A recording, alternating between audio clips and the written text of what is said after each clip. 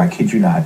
CNN offered me a job, ABC offered me a job, NPR offered me a job, and my career took off because I got fired. So I wrote a piece for USA Today, the weekend magazine, called "How a Pink Slip Can Fire You Up," and I was just amazed at the thousands and thousands of letters I received from people who read that article about how my being fired really changed my whole life. So sometimes when things look the darkest, we're just hours away from the dawn, I would never have known what my worth or value was. If PBS wanted me or ABC wanted me or CNN would pay for me, I would never have known the opportunities were there if I hadn't been fired by BET. So long story short, I am grateful for the 5 years I had at BET and more grateful that Bob Johnson eventually fired me.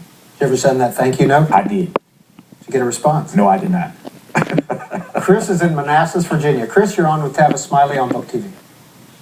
Mr. Smiley, yes, sir. Just speaking with you, sir. Thank you. You too. I was on YouTube recently, and I stumbled upon a handful of lectures from a man named Dr. Claude Anderson out of Maryland. I think you're familiar with him. I am. 2 questions real quick. Do you believe that black people in this country are doomed to be a permanent underclass in the United States? Number 2, do you believe that black people are due a sort of a reparations package from the government of the United States and the European governments? First question, I hope not. Second question, absolutely. Now, when I say absolutely that we are entitled to reparations, the question then becomes, what do we mean by reparations? And so you ask 30 million black people what reparations should look like, you're going to get 30 million answers. Some people still want their 40 acres on a mule. I don't really need 40 acres on a mule right now. There's other things I can use. But we have to figure out what we mean when we say reparations. I have been in favor for years now of some kind of reparations that would allow for children to get the kind of education that they deserve, to go to the best schools. I think that's the best way that America could respond to this call for reparations. But I'm not interested again in a Lexus or a Cadillac or something like that. So the real question is, all jokes aside, how do we define what reparations is? And again, there are so many different answers to that question that we could spend hours and hours debating that. But is Black America entitled to something? I believe the answer to that is yes, as controversial as it may be. And to your first question, are we a permanent underclass?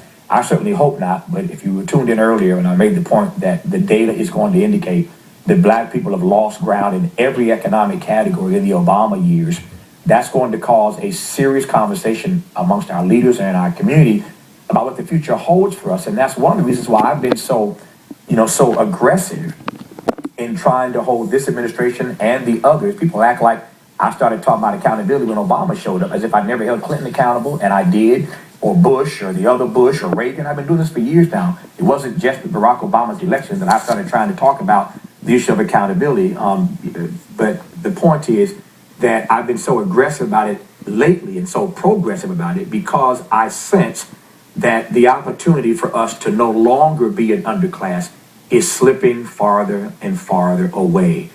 Time is not on our side. So hopefully we're not a permanent underclass, but the data is hard to argue with. Thank you for your call. From On Air.